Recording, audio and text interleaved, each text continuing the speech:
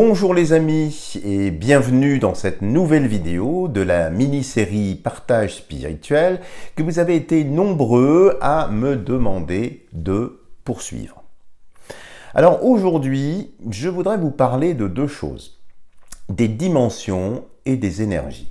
Car il règne une grande confusion sémantique qui continue de nourrir une vision erronée de la spiritualité.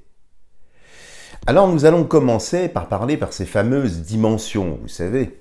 En effet, fleurissent ici ou là sur la toile des expressions du style « il faut quitter la 3D pour laisser place à la 5D » ou encore « moi je vis dans la 5D et je plains sincèrement ceux qui sont restés dans la 4D » et autres billevesées issus du même tonneau.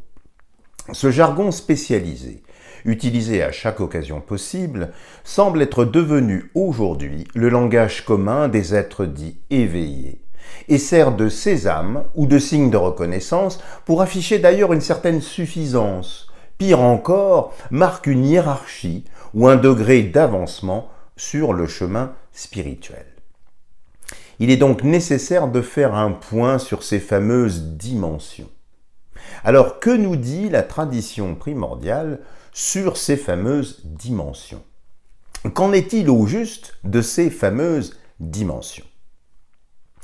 En fait, la tradition primordiale ne parle absolument pas de dimensions.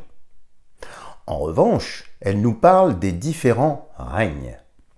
Le règne minéral, le règne végétal, le règne animal et le règne humain, en prenant soin de préciser que ces règnes sont conjointement interdépendants et intriqués, pour utiliser un vocable un peu plus moderne. À titre d'exemple, le corps humain recèle dans son écologie la présence de chacun de ces règnes.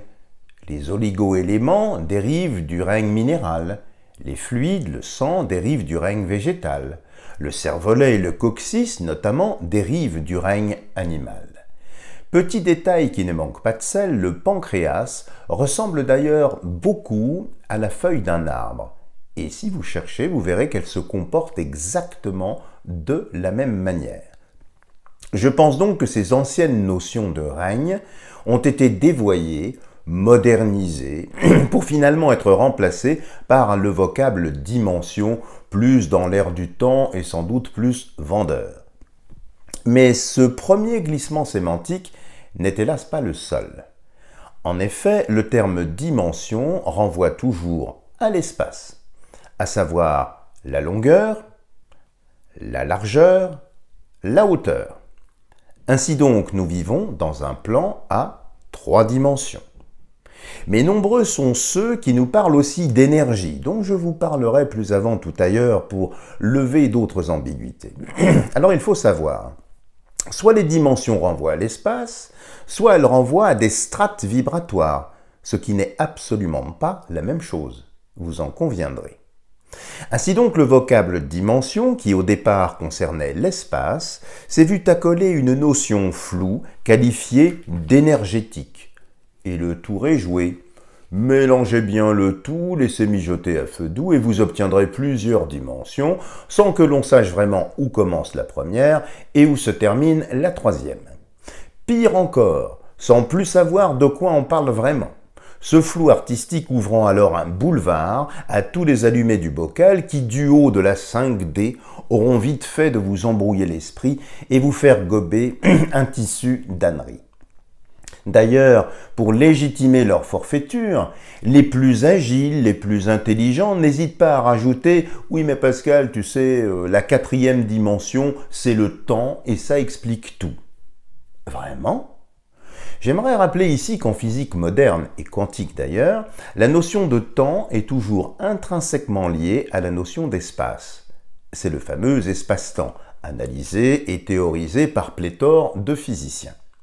Sans entrer ici dans une explication complexe et sans doute rébarbative pour certains, laissez-moi vous donner un exemple simple qui vous démontrera que les notions d'espace et de temps sont toujours indissociables. Supposez que vous êtes convenu de téléphoner depuis Paris à l'un de vos amis qui réside à New York. À 14 h, vous parlerez donc à votre ami, même si 6 heures vous séparent objectivement de lui. Donc c'est bien la distance entre votre ami et vous qui conditionne l'heure à laquelle vous lui parlerez. Sans espace, point de temps et réciproquement. Ainsi donc, pour s'écouler, le temps a toujours besoin d'un espace. C'est ce que l'on appelle l'espace-temps. Et puis, le temps ne s'écoule-t-il pas dans la longueur, dans la largeur, dans la hauteur? Bien sûr que oui. Dès lors, affirmer que le temps est ce qui fonde la 4D est une ineptie supplémentaire dans le catalogue New Age. Quant à la 5D, je vous laisse un peu imaginer. Il y en a qui disent que la 5D, c'est la dimension de l'amour. Ah bon, il n'y a pas d'amour dans la première dimension? Il n'y en a pas dans la seconde? Il n'y en a pas dans la troisième? Il n'y en a pas dans la quatrième? Qu'est-ce que c'est que ce galimatia? Qu'est-ce que c'est que ce mélange qui n'a rien de sérieux? À présent, il est important de rappeler que dans certains enseignements anciens, dérivant du reste de la tradition primordiale, il est fait mention de niveaux vibratoires qui conjointement animent et soutiennent le monde vivant à travers tous ses règnes. Ces enseignements ont d'ailleurs été bien compris et développés, notamment par deux personnages contemporains qu'il vous faut absolument connaître. Le premier, c'est Rupert Sheldrake et son concept de résonance morphique, qui continue d'ailleurs de faire aujourd'hui beaucoup d'émules. Je vous indiquerai son nom au bas de la vidéo si vous ne le connaissez pas, afin que vous puissiez mener vos propres recherches. Le second personnage, plus proche de nous en France, c'est Régis Dutheil, auteur du très célèbre ouvrage « L'homme superlumineux » que beaucoup d'entre vous connaissent déjà. Régis Dutheil a notamment trouvé ce qu'il appelle des structures sonores holophoniques qui peuvent s'apparenter aux fameuses dimensions de nos excités du bocal, mais qui n'ont rien à voir. Pour synthétiser à l'extrême les travaux de ces deux chercheurs, je vous propose une analogie et une métaphore qui me semble être plus parlante qu'un grand discours. Comme nous l'indiquaient conjointement et les anciens et plus récemment Albert Einstein, tout dans l'univers est vibration. À présent, imaginez la gamme diatonique occidentale. Vous savez, Do, Ré, Mi, Fa, Sol, La, Si, Do. Dans cette gamme, nous occupons tous une certaine note déterminée par notre fréquence vibratoire. Comme en musique, lorsqu'une note vibre, elle fait également vibrer sa petite sœur à l'octave supérieure. En d'autres termes, si vous êtes un Do, vous faites vibrer tous les Do existants dans l'univers, à toutes les octaves supérieures et inférieures. Régis Dutheil rajoute qu'au-delà des résonances octaviques, les notes résonnent également par résonance sympathique avec toutes les autres notes avec lesquelles elles sont en affinité harmonique. Par exemple, les écarts de tierces, de quartes, de quintes, etc. Qu'elles soient augmentées ou diminuées, sans entrer dans les détails, c'est pour vous montrer cette affinité. Alors, si vous ne savez pas ce qu'est la résonance sympathique, il vous suffit d'imaginer deux violons l'un à côté de l'autre. Le La joué sur le premier violon fera résonner la corde du La du violon voisin. C'est cela la résonance sympathique. Et ce, sans que l'archet ou la corde soit pincée ou que l'archet joue la corde. C'est juste une résonance parce que la tonalité va faire vibrer l'instrument à côté. Pour ces deux chercheurs, c'est cela les dimensions. Même s'ils parlent plus d'ailleurs de bandes fréquentielles que de dimensions. Mais ces bandes fréquentielles me semblent beaucoup plus proches de la réalité. Dans leurs travaux, comme les anciens d'ailleurs, ils prennent soin de préciser que ces bandes fréquentielles ne sont pas étanches, mais s'interpénètrent en permanence, soutenues par les énergies vibratoires en perpétuel mouvement. Ainsi donc, dire comme certains que la 5D est déjà là, ou encore que la 3D est inférieure à la 4D, est une ânerie crasse. Car en effet, lorsque vous allumez un poste de radio et que vous tournez le bouton, le résonateur variable, pour choisir une station de radio, vous êtes d'accord avec moi que toutes les autres stations existent déjà, et en plus qu'elles émettent au même moment. En d'autres termes, il n'y a aucune dimension qui prétérite l'autre. Elles existent toutes et vibrent en syntonie. Ainsi donc, vous voilà désormais en possession d'une vision un peu plus objective de ces fameuses dimensions. Alors j'entends bien que c'est une convention de langage, mais aujourd'hui la précision du langage est importante pour éviter de se faire happer par tout un narratif plus ou moins édulcoré, et il est bien pour moi de remettre les choses dans l'ordre et d'avoir une précision. Les dimensions dont nous venons de parler, c'est effectivement spatial. Ça n'a rien à voir avec les vibrations. Ce sont deux choses différentes. À présent, je vais vous parler de cette fameuse énergie, parce qu'on en parle également partout. Mauvaise énergie, bad vibes, good vibes, mais ce sont toujours les mêmes, ceux qui nous parlent des dimensions et qui nous rebattent les oreilles de ces énergies. Mais qu'est-ce que c'est que l'énergie finalement? Le savons-nous? Alors d'abord, je vais vous parler de l'énergie électromagnétique. D'où provient-elle? Alors pour faire très simple, le globe terrestre contient en son cœur un noyau solide constitué majoritairement de fer et de nickel, enrobé dans un manteau de métal en fusion. La rotation quotidienne du globe terrestre entraîne par effet dynamo la production de champs électromagnétiques qui se voient amplifiés par la ionosphère et les rayons du Soleil. C'est la fameuse résonance Schumann, établie précisément à 7,83 Hz. D'ailleurs, cette fréquence est tellement indispensable à l'être humain que les programmes spatiaux Atlantis ont équipé leur navette spatiale de générateurs d'ondes Schumann. C'est pour vous dire l'importance de cette fréquence sur notre écologie, sur notre corps, sur notre biologie. Ces champs magnétiques interagissent avec les composants de notre corps et font vibrer nos organes, notre cerveau et plus largement avec tout le vivant, quel que soit son règne. Les minéraux, les végétaux, les animaux, le corps humain sont sensibles, électrosensibles à ces énergies électromagnétiques.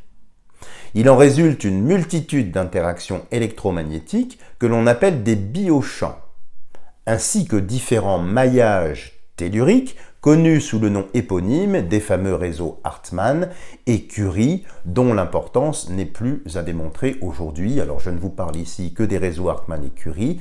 Bien évidemment, les spécialistes savent qu'il en existe d'autres, mais c'est pour vous montrer que ces énergies sont purement électromagnétiques. Elles n'ont rien de spirituel. Attention à ça. Alors du reste, j'aimerais ouvrir ici une petite parenthèse parce que j'ai eu pas mal de personnes qui ont eu des désordres électromagnétiques, justement, soit des croisements Hartmann-Curie, ce genre de choses. Et donc, si vous rencontrez des désordres énergétiques dont vous ne parvenez pas à venir à bout, n'hésitez pas à m'envoyer un message privé parce que je vous aiguillerai alors sur une femme absolument exceptionnelle qui est entrée dans ma vie il n'y a pas très longtemps, en plus une très belle femme, ce qui ne gâche rien, mais qui a vraiment une très très grande sensibilité et qui est capable vraiment d'ordonner les choses. J'en ai même été à titre personnel le témoin, donc c'est vraiment une femme extraordinaire. Donc si vous rencontrez des désordres de cette nature que vous ne savez pas vers qui vous tournez, si vous me faites confiance, n'hésitez pas à m'envoyer un petit message, je vous mettrai en relation avec cette femme. Je n'interviens pas sur ce domaine, comme vous le savez, mais je m'intéresse à beaucoup de choses. Donc refermons ici la parenthèse. Alors, sur l'énergie électromagnétique, il est inutile, je pense, de vous parler de la polarité yin-yang ou masculin-féminin de ces biochamps. Retenez juste que la dualité, dont nous avons parlé déjà dans d'autres vidéos, s'exerce évidemment sur ces énergies électromagnétiques, bien évidemment.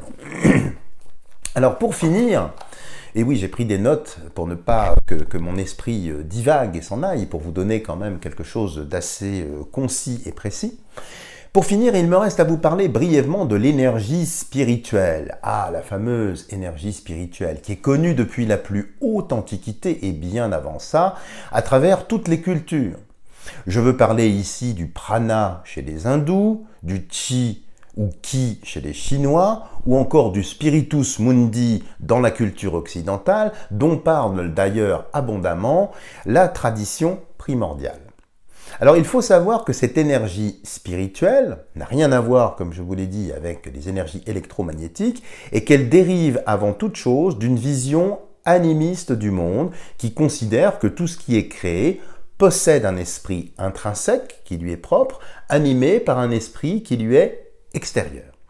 Pour être plus précis et synthétique, cet esprit est conjointement contenu à l'intérieur de tout ce qui est vivant et est également animé par un esprit extérieur. Encore une fois, une dualité. La différence entre ces deux essences spirituelles dérive principalement de leur fréquence intrinsèque. Plusieurs mythes grecs nous ont d'ailleurs laissé des indications intéressantes sur la mécanique sous-jacente de cette énergie spirituelle. Pour faire simple, je ne retiendrai ici que le mythe de Perséphone, mais je vous rassure, et vous le savez, il y en a beaucoup d'autres. Mais Perséphone est celui, vous allez le voir si vous ne le connaissez pas, qui est le plus parlant. Alors Perséphone, fille de Déméter et de Zeus, a été enlevée par Hadès, le dieu des mondes souterrains et de l'enfer, car il cherchait désespérément une épouse. Là, je vous donne la version courte, bien évidemment. Alors, ne supportant pas de voir sa fille disparue, Zeus intervint et trouve un accord avec Hadès. Déméter, désormais, séjournerait les 6 premiers mois sous terre et les 6 autres mois sur terre. Bien compris, ce mythe nous renseigne conjointement sur les deux directions et la durée de l'énergie spirituelle, sa manifestation et sa prégnance. Les 6 premiers mois, l'énergie provient du sol, c'est ce qu'on appelle l'énergie chtonienne, et elle remonte lentement vers la surface. Les 6 derniers mois, l'énergie spirituelle descend du ciel, devient donc uranienne et féconde le sol. Nous retrouvons d'ailleurs ce même découpage dans le signe astrologique de la Vierge, avec la Vierge dite folle et la Vierge dite sage. Donc ce qu'il faut bien retenir, c'est ces deux énergies. Les 6 premiers mois, donc une énergie spirituelle ascendante, donc de la terre au ciel, et les 6 autres mois du ciel vers la terre. Alors la tradition primordiale nous apporte des précisions complémentaires sur cette mécanique, qui se base essentiellement sur la course du soleil. Alors là, ça dépend un petit peu des cultures. Nous sommes dans une culture occidentale qui s'appuie sur la course du soleil, où tout est centré autour du soleil. Il y a d'autres traditions qui, elles, s'appuient plus sur la Lune. Alors je ne vous parlerai pas de ces autres traditions parce que je ne les connais pas. Je reste donc un petit peu sur mon terrain, même si je n'ignore pas certaines choses par ailleurs, pour vous donner vraiment une image assez précise. Alors puisque nous allons parler un petit peu du Soleil, donc vous vous souvenez les deux mouvements, comme vous le savez, nous avons chaque année 2 solstices et 2 équinoxes. Le solstice d'été le 21 juin, le solstice d'hiver le 22 décembre, l'équinoxe de printemps le 20 mars et l'équinoxe d'automne le 22 septembre. Ça fait donc une croix. Une croix qui divise en deux l'ascension et la descente. Rappelons au passage que le mot solstice en latin qui se dit solstitium signifie arrêt du soleil. Ce qui montre bien une certaine gradation, une certaine intensité dans la montée et la descente énergétique dont je vous parlais.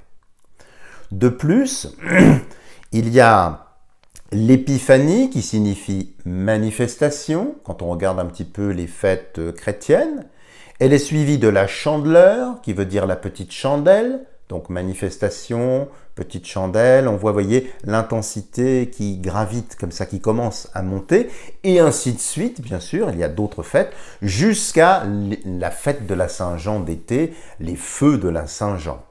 Cette danse énergétique influence et conditionne notre expérience spirituelle.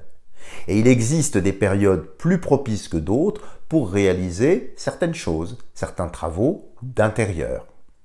Quand l'énergie est ascendante, cela facilitera la germination de nos projets. tout ce que l'on met en terre, tout ce que l'on sème, tout ce que l'on essaye de faire grandir, de faire pousser. Pour ça qu'il est bien de lancer un projet ou d'essayer de l'incarner au moment où l'énergie est montante. Parce que nous allons avoir un influx qui va pousser en fait comme une espèce de sève qui va nourrir un petit peu les choses. Quand elle est descendante, c'est plutôt une fécondation de nos projets ou une réalisation. Ainsi donc, pour évoluer spirituellement, il me semble important de conserver toujours un regard aiguisé sur le calendrier et d'essayer autant que faire se peut de surfer sur cette vague. Alors, par souci de complétude et pour les puristes, il me reste à vous dire ici que ce dont je vous ai parlé, c'est une sorte de trame, car dans la pratique, et si vous travaillez un petit peu sur ce sujet, nos amis alchimistes le savent d'ailleurs parfaitement, les deux vagues, donc ascendante et descendante, cohabitent en permanence. Mais le différentiel dont je vous parle ici, c'est une intensité. C'est-à-dire que même s'il y en a une qui monte, il y en a aussi une qui descend. Il y a un point effectivement d'intersection, de rencontre. Mais je voulais juste vous donner ce schéma pour vous faire sentir que votre corps, votre âme, toutes les choses à l'intérieur et à l'extérieur de nous sont sans cesse travaillées par ces forces, alors qu'ils ne s'opposent pas, mais dont l'intensité est différente. Donc force, énergie électromagnétique, on a vu ça avant, mais énergie spirituelle. Et voyez, je vous ai fait cette vidéo pour que vous ne confondiez pas les choses, pour éviter effectivement d'avoir des vocables, alors certes très Jones, très vendeurs, mais qui entraînent finalement beaucoup de confusion où tout le monde s'y perd. Et nous sommes en train de traverser des instants où la précision s'impose pour éviter à certains de déraper, de rater la marche et de se trouver la tête enfermée dans je ne sais quelle dimension, alors que ça n'a rien à voir avec ça. Alors désormais, vous ne confondrez plus, du moins je l'espère, les dimensions et les énergies, les choses sont redevenues plus claires, votre vision sera beaucoup plus limpide et vous éviterez ainsi de vous faire piéger dans une vision un petit peu simpliste, où on vous vend les dimensions comme un sandwich, comme ça, vous voyez, qu'on peut compter. Donc, c'est pas du tout un catalogue à la Prévert, tout est vivant, tout est vibrant, mais de grâce, ne tombez pas dans cette confusion un peu simple, parce que ça peut vous faire prendre des vessies pour des lanternes. On peut après invoquer la flamme violette ou de je ne sais quelle couleur, on peut commencer à croire n'importe quoi. La croyance n'a absolument rien à voir là-dedans. Voilà les amis, si vous avez aimé cette vidéo, n'hésitez pas à me lâcher des tonnes de petits pouces en l'air. Je vous ai mis donc sous la vidéo Rupert Sheldrake et Régis Dutheil. Et puis si vous avez aimé cette vidéo, n'hésitez pas à me le dire. Si vous souhaitez que j'aborde d'autres thématiques, j'ai quelques idées, mais j'aimerais un petit peu les confronter un petit peu à l'avance avec les vôtres. Voilà les amis, si vous n'êtes pas abonné à la chaîne, n'hésitez pas à le faire. Je vous dis à bientôt pour une prochaine vidéo.